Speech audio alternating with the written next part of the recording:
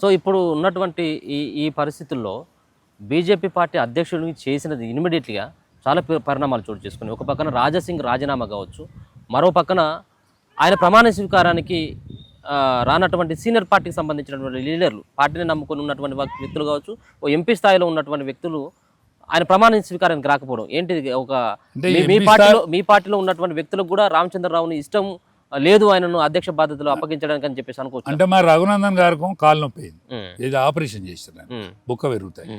మరి మిగతా వాళ్ళ సంగతి అయితే తెలియదు నాకు ఈటల రాజేందర్ గారు సంగతి అయితే తెలుసు, ఆయన హాజరైండు. అవును, ఆయన హాజరైండు. కానీ రాజాసింగ్ రాజీనామా మీ పార్టీకి పెద్ద దెబ్బగా చూడొచ్చు. కొద్దిగా ఇబ్బంది పడే మాట వాస్తవం. ఆ ఇబ్బందిని ఎట్లన్నా చెప్పి దాన్ని తట్టుకొని దాన్ని మలుచుకోవాలి. పార్టీకి అవసరం ఉన్నది. పార్టీ నాయకత్వం ఇడిచిపెడుతుందని నేను అనుకుంటలేను. పార్టీ నాయకత్వం మలుపుకోవాలి. సో ఇది ఇడిచిపెట్టుకుంటే కూడా మంచిది కాదు. ఎందుకంటే ఒక హీరో మనకు ఇక్కడ ఈ ఓవైసీ లాంటి రాజ్యం ఈ ఇక్కడ నడిచే దాంట్లో మనకు ఒక హీరో రాజాసింగ్. మా అటువంటి హీరో దొరకడు. మహాబలవంతుడు. అంటే బలవంతుడు అంటే భారత యుద్ధం కాలంలో భీములు లాంటి వాడు. ఆనాడు పంచపాండవులలో భీములు లాంటి వాడు ఆయన పాత్ర. అటువంటి పాత్రను పోగొట్టుకోవద్దు. సో ఒకటేసారి ఆయన బీజేపీ పార్టీ బీఫామ్ పైన గెలిచినటువంటి వ్యక్తి సడన్ గా ఆ విధమైనటువంటి డిసిజన్ ఒక రోజులో తీసుకున్నటువంటి డిసిజన్ కాదు. చాలా రోజులుగా ఎగ్జాక్ట్లీగా చాలా రోజుల కాదు కిషన్ రెడ్డి పైన వ్యవహారం పైన కావచ్చు, అసలు బీజేపీ పార్టీ నేతలకి రాష్ట్రంలో అధికారం రావడం ఇష్టం లేదన్నటువంటి భావన ఆయన బహిరంగంగా చెప్పేసిండు. అంటే పార్టీని ఎవరైనా పైసలు ఇచ్చినట్టయితే అడ్డికి భవిష్యత్ అమ్ముతారు అన్నటువంటి విషయాన్ని కూడా ఆయన చెప్పిండు. సరే, రాజసింగ్ గారు పోల్లో నేను చెప్పలేను, కానీ ఆయన బాధ అయితే కనిపించింది. ఆ బాధను వీళ్ళు మాన్చుకోవాలి. పార్టీ పెద్దలు దాన్ని సరి చేసుకోవాల్సిన అవసరం ఉన్నది. కేంద్రం నుంచి కూడా ఆయనకు ఫోన్లు వచ్చి మాట్లాడిన సిస్టమ్ వినబడుతుంది. అందుకనే వాళ్ళు త్వరలో దాన్ని మంచి చేసుకుంటే మంచిదన్న. సో ఈటల రాజేందర్తో చాలా రోజులుగా మీరు జర్నీ చేస్తూ ఉన్నారు. సామాజిక అంటే బీసీ సామాజిక వర్గంలో ఉన్నటువంటి మీ ఇద్దరు, సో ఆయనకు సంబంధించినటువంటి వ్యవహారాలు మీకు అన్నీ తెలుసు. ఈటల రాజేందర్ కొత్త పార్టీ పెట్టేటువంటి అవకాశం ఉంది అన్నటువంటి వార్తలు వస్తూ ఉన్నాయి. సో అటువంటి ప్రయత్నం ఏమైనా ఈటల గారు చేస్తూ ఉన్నారో? ఈ ఉన్నటువంటి సందర్భంలో కొత్త పార్టీ వస్తే, బీసీల కోసం ఒక పార్టీ వస్తే, అది ఈటల రాజేందర్ యొక్క నాయకత్వంలో వస్తే ఏ విధంగా ఉంటుంది? ఒక్కటే, యావత్ భారతావనిలో బీసీల గురించి అనేక ప్రయత్నాలు జరిగినాయి. ఇప్పుడు మన ఈయన కంటే గొప్పోళ్ళు అయితే లేరు. ఇది కన్షిరామ్ గారు ఒక ఆలోచన విధానం మామూలు ఏం కాదు. దాని తర్వాత జరిగిన పరిణామాలు, జయప్రకాష్ నారాయణ శిష్యులుగా యాదవ్ ద్వయం, ఉత్తరప్రదేశ్ ముఖ్యమంత్రి కానీ బీహార్ ముఖ్యమంత్రి కానీ చాలా కష్టపడ్డారు. కానీ అది కొంచెం ఎందుకో మలిగిపోయినట్టు అనిపిస్తుంది, ఆ వెలుగు వత్తలేదు. అందుకని పార్టీ పరంగానే దీనికి సపోర్ట్ దొరకాలి. ఎందుకంటే యావత్ 77 ఏళ్ళ స్వాతంత్రంలో కాంగ్రెస్ పార్టీ కాలంలో వాళ్ళు మాత్రమే ముఖ్యమంత్రులుగా వ్యవహరించారు. దీర్ఘకాలికంగా నెహ్రూ కుటుంబమే దానికి ప్రాతినిధ్యం వహించారు.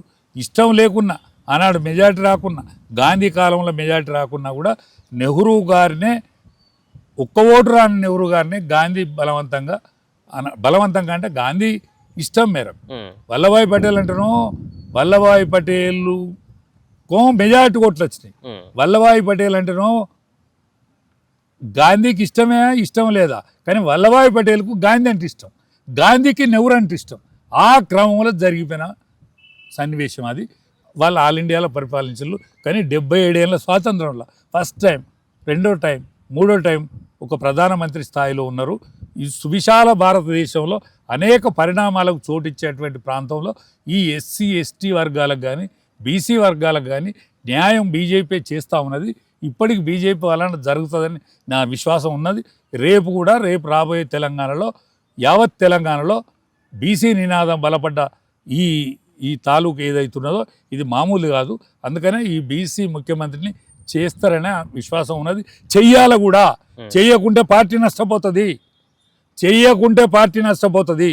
పార్టీ నష్టపోవడానికి పార్టీ ఇష్టం ఉండదు.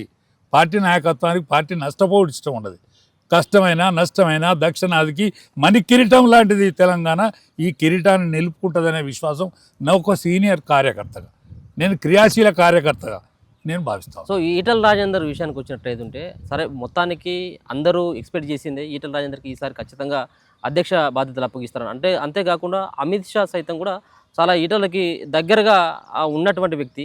ఈసారి పక్కాగా ఈటల రాజేందర్కి వస్తుంది అన్నటువంటి ఆ భావన దర్దాపుగా ఆయనకు ఉన్నటువంటి దగ్గరకు ఉన్నటువంటి సన్నిహితులు అందరూ కూడా ఇదే విషయాన్ని కూడా పదే పదే ప్రస్తావించడం జరిగింది. సో చివరి నిమిషంలో ఏం జరిగి ఉంటుంది? మీరు ఆ రోజు అధ్యక్షుడిగా ఆయన నామినేషన్ రామచంద్రరావు వేసేటటువంటి సందర్భంలో మీరు దర్దాపుగా ఆయన పక్కనే ఉండొచ్చు. సో ఆయన ముఖ కదలికలు ఏ విధంగా ఉన్నాయి? కొంత ఇబ్బంది పడ్డట్టుగా ఉన్నాడా? ఇబ్బంది ఏం పడలేదు, ఆయనకు విషయం తెలుసు. ఉమ్, ఇబ్బంది ఏది పడలేదు, కానీ అమిత్ షా గారు అంతకంటే ముందు రోజే వచ్చిపోయాడు కదా, ఉమ్, ఆయనకు విషయం తెలుసు. ఉమ్, ఆయన ఏదో ఈయనతో చెప్పి ఉంటాడు, ఓకే. జరిగే పరిణామం ఏంటి, రేపు జరగబోయే పరిణామాలు ఏంటి అనేది ఈయనతో చెప్పి ఉంటాడు. ఎందుకంటే ఆయన అక్కడికి పోవలసిన ప్రోటోకాల్ లేకుండే, ఉమ్, ఏది నిజామాబాద్. ఉమ్, ఎందుకంటే మంత్రులు పోయే ప్రోటోకాల్ ఉండే, అవును. కానీ ఆయనను కూడా పిలుచుకుపోయాడు. ఉమ్, అంటే వాళ్ళ మధ్య అమెరికా ఏదో కుదిరింది, ఉమ్, అమెరికా ఏది అమర్చుడు దాన్ని. అవును.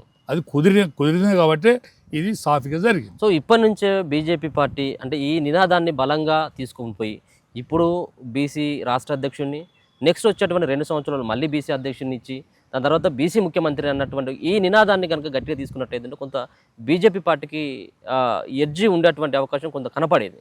కానీ ఎక్కడో మీకు చిన్న మిస్టేక్ చేసింది బీజేపీ పార్టీ అన్నటువంటి ఆలోచన మీకుందా? అంటే ఇప్పుడు నిరాశకు గురైన మాట నిజం. ఉమ్, ప్రజలలో అనేక జైనింగ్స్ వచ్చేట్టు ఉండే, ఈ జైనింగ్ను మరి ఏ విధంగానైనా మలుచుకొని ఈ జైనింగ్ని ఆపకుండా చేసుకోవాల్సిన బాధ్యత అధిష్టాన వర్గం ఉన్నది, ఇక్కడ రాష్ట్ర పార్టీకి ఉన్నది. ఓకే. ఎందుకంటే ఇవాళ అనేక గ్రామాల ఇవాళ బీజేపీ లైన్ కట్టు. ఇవాళ బీజేపీ ఆఫీస్ ముందట కానీ బీజేపీ నాయకుని ఇంటి ముందట కానీ బహుళ సందడి ఉండే, ఆ సందడి అయితే లేదు. ఇవాళ ఆ సందడి అయితే లేదు. కార్యకర్తలలో కొంత ఆందోళన మాట వాస్తవం. అందుకని ఈ ఆందోళన మానుకోవాలి, ఈ సందడి ఏదైతే ఉన్నదో మళ్ళీ పూర్వ సందడికి వచ్చేటట్టు చేసుకోవాలి, రిపేర్ చేసుకొని ముందుకు పోవాల్సిన అవసరం అయితే ఉన్నది పార్టీ. సో ఈటల రాజేందర్ విషయానికి వచ్చిన తర్వాత పార్టీలో ఒకవేళ కనుక క్రియాశీలకమైనటువంటి బాధ్యతలు ఆయనకు అప్పగించినట్టయితుంటే కొంతమంది వ్యక్తులు దాంట్లో విభేదించి అవసరమైందంటే మేము పార్టీని వీడేదానికైనా సిద్ధంగా ఉన్నామని చెప్పేసి ఒక పక్కన అధిష్టానానికి వాళ్ళు అవుట్రైట్గా చెప్పినట్టుగా ఉంది. అందుకోసం అని చెప్పేసి ఈటల రాజేందర్ని కొంత పక్కన పెట్టిన ఆయనకు అందుకే బాధ్యతలు రాలేదు అనేది అది తెలుస్తూ ఉన్నది. ఎందుకు ఈటల రాజేందర్ యొక్క ఆయన అధ్యక్షుడిగా ఉండడం ఎందుకు మిగతా సంబంధించినటువంటి వర్గాలకు ఇష్టం లేదనుకోవచ్చు? ఇప్పుడు రేపు పవర్కి వచ్చేటట్టు కనిపిస్తుంది, రేపు పవర్లకు వచ్చేటట్టు కనిపిస్తుంది. కాబట్టి పవర్కి వచ్చే ముందట ఉండేటువంటి సిచ్యువేషన్స్ ఈ పార్టీలో కూడా చోటు చేసుకున్నది. పవర్లకు వచ్చేటప్పుడు ఏదైతే సందర్భం చోటు చేసుకోవాలో ఈ పార్టీలో కూడా ఆ సందర్భం చోటు చేసుకున్నమాట వాస్తవం. కానీ దీన్ని అధిష్టాన వర్గం తొందరగానే పూర్తి చేస్తానని నేను అనుకుంటాను. సో ఈ రామచంద్రరావు యొక్క ఆధ్వర్యంలో పార్టీ బలపడేటువంటి అవకాశం కనబడతా ఉందా? అందరు సమిష్టిగా చేయాల్సిన అవసరం ఉన్నది. సహకరిస్తారంటవా? తప్పకుండా సహకరించాలి. ఆయన ప్రమాణ స్వీకారానికి రానటువంటి వ్యక్తులు రేపు పార్టీ భవిష్యత్తు కోసం వాళ్ళు సహకరించేటువంటి అవకాశం ఎట్లా ఉంటుందని అంటే అధిష్టాన వర్గం చొరవ తీసుకొని ఎవరికి చెప్పే విధానంగా వాళ్ళకి చెప్తే అవకాశం ఉంటుంది. ఎవరికి అందరినీ సమిష్టి, ఎందుకంటే ఏకత్వంలో భిన్నత్వంలో ఏకత్వం. ఇది బీజేపీ పార్టీ భిన్నత్వంలో ఏకత్వం కలిగింది, మిగతా పార్టీలు ఏకత్వంలో భిన్నత్వం. ఓకే, ఒక్క తీరుగానే కనిపిస్తే కానీ ఎవరికి వాడే ఏమైనా దారి ఉంటాడు. ఇదేమో వేరువేరుగా కనిపించినా ఒకే దారిలో ఉంటుంది. కాబట్టి ఈ ఒక దారిలో ఉండాలి, ఉండి దీన్ని బాగు చేసుకోవాలి.